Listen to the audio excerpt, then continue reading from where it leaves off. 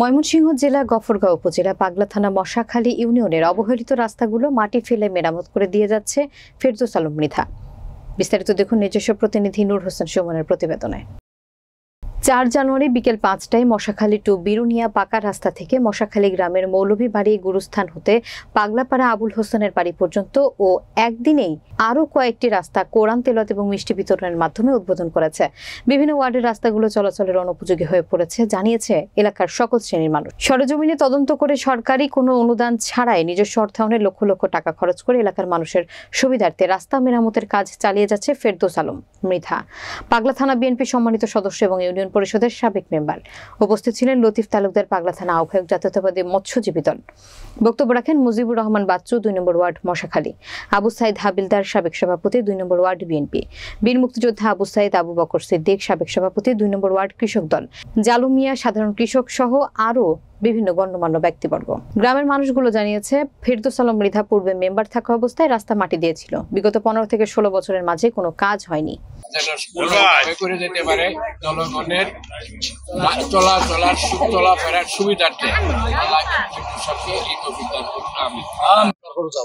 আমাদের এই রাস্তাটুকু করার জন্য ফেরদৌস আলম সাহেব উনি আগে মেম্বার ছিল, কয়েকজন মেম্বার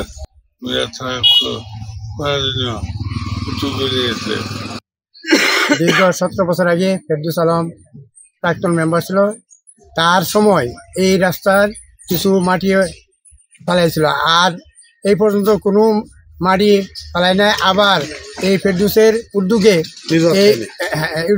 এই রাস্তার সংস্কারের জন্য সে কিছু মাটির ব্যবস্থা করিয়া দিয়েছে।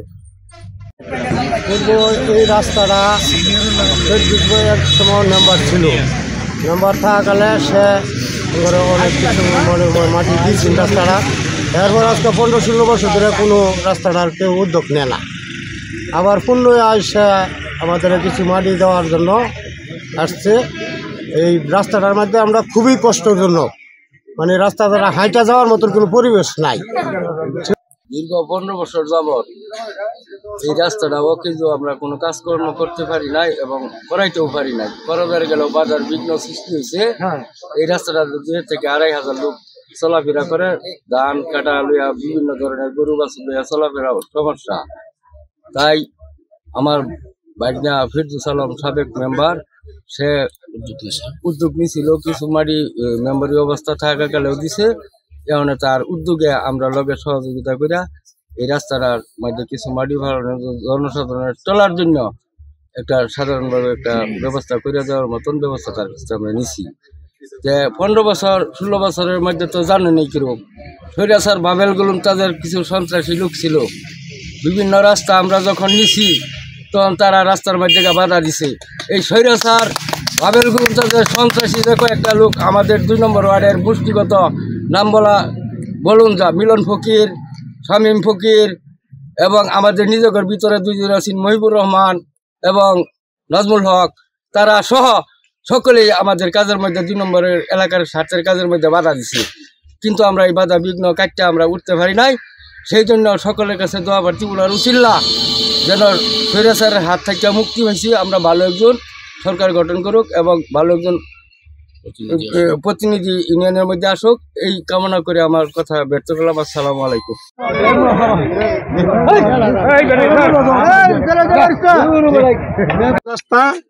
এই রাস্তায় প্রায় 2000 লোকের চলাফেরা সব সময়। বিগত 15 বছর যাবৎ কোনো উন্নয়নের রাস্তা হয় নাই।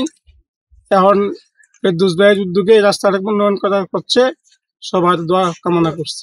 হইতে পাগলাপাড়া আবুলের বাড়ি পর্যন্ত রাস্তাটি অতীব জরুরি জনগুরুত্বপূর্ণ বিধায় এই এলাকার আমাদের যে তুমি মেম্বার ছিলা, আগে আমাদের এই রাস্তা করে দিয়েছিলা, এখন রাস্তাটি আবার ভেঙে গেছে। গত 15 বছর কোনো কাজ হয় নাই। আমি মুরব্বীদের কথা মতো আমি আবার এই রাস্তাটা আমার নিজ অর্থায়নে আমি পূর্ণ সংস্কারের ব্যবস্থা নিয়েছি।